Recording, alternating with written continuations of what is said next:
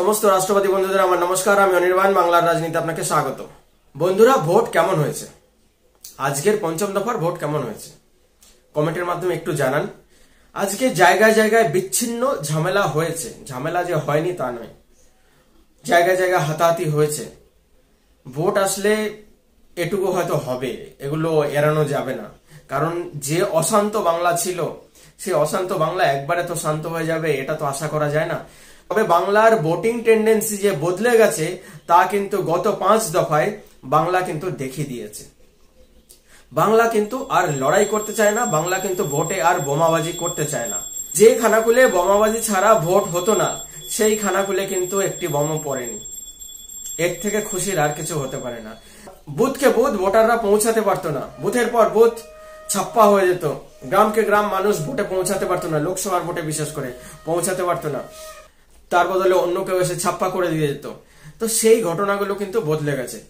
ভোটের যে চিত্রটা আমরা দেখতে পেয়েছি তা হলো, ভোটের লাইনে মানুষ দাঁড়িয়ে কিন্তু ভোট দিয়েছে। সে তারা যেদিকেই ভোট দিক তাই শিরোধার্য, সে তারা যেদিকেই ভোট দিক তাই শিরোধার্য। কিন্তু ভোটের লাইনে দাঁড়িয়ে মানুষের নিজের ভোট নিজের দেওয়াটা অবশ্যই দরকার। আজকে একটি ঘটনাবহুল দিন ছিল। টিটাগড়ে মন্ডলপাড়ায় কৌস্তুভ বাগচির গাড়ি ভাঙচুর হয়েছে। তৃণমূলের গুন্ডরা কিন্তু সেই গাড়ি ভাঙচুর করেছে।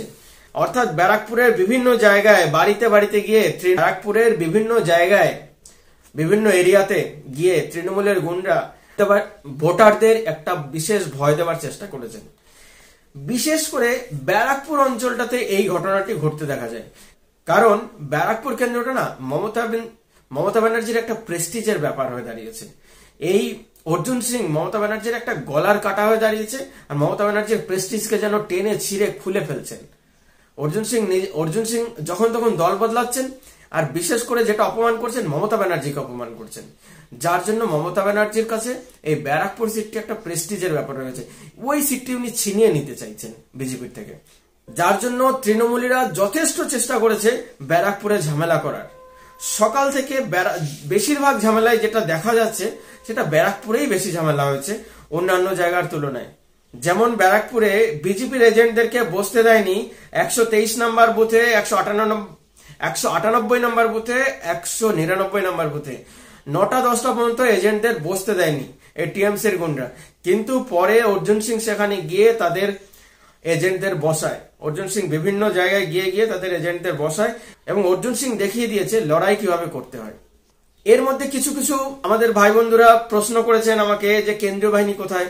কেন্দ্রীয় বাহিনী অবশ্যই ছিল, কিন্তু আপনারা যেভাবে কেন্দ্রীয় বাহিনী চাইছেন যে প্রত্যেক লোক পিছু একটি করে কেন্দ্রীয় বাহিনীর একজন আধা সমান বা একজন জওয়ান থাকবেন, সেটা তো সম্ভব নয়, সেটা কখনোই সম্ভব নয়।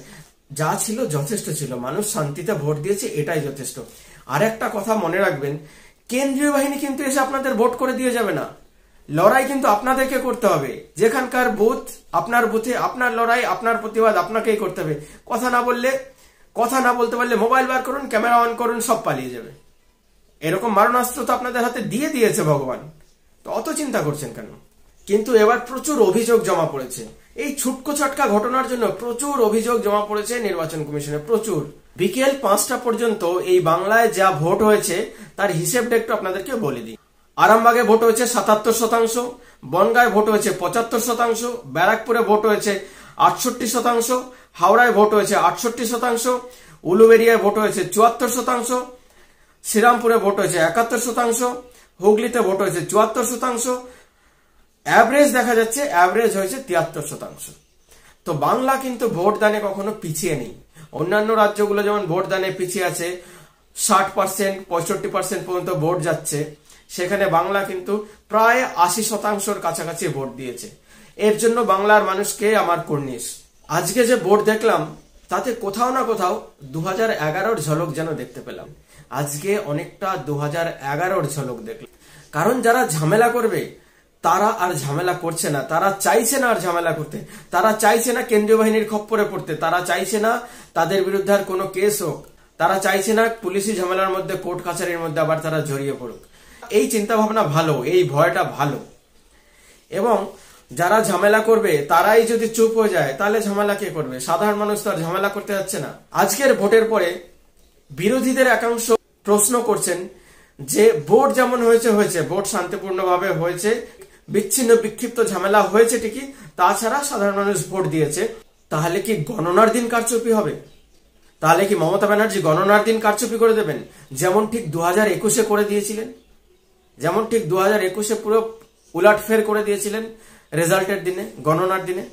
সমস্ত বন্ধুদের বলছি, আজকে যারা ঝামেলা করেনি তারা গণনার দিনেও ঝামেলা করবে না, সেই মানসিকতাটা বুঝুন। আজকে ভোটের দিনে যারা ঝামেলা করেনি তারা চেপে গেছে, তারা দেবে গেছে, তারা বুঝতে পেরেছে জনতার রায় কোন দিকে। এখন যদি ঝামেলা করি, পরে ভোটের পরে হয়তো মার খেলেও খেতে হতে পারে, ভোটের পরে ঘর ছাড়া হলেও ঘর ছাড়া থাকতে হতে পারে। তার জন্য কিন্তু আজকে এরা সমস্ত ঝামেলা থেকে নিজেদেরকে বিরত রাখার চেষ্টা করেছেন। হ্যাঁ, কিছু মদ মাতাল ঝামেলা করেছেন, সেটা বুঝতে পারা যাচ্ছে, সেটা আমরা দেখতে পাচ্ছি।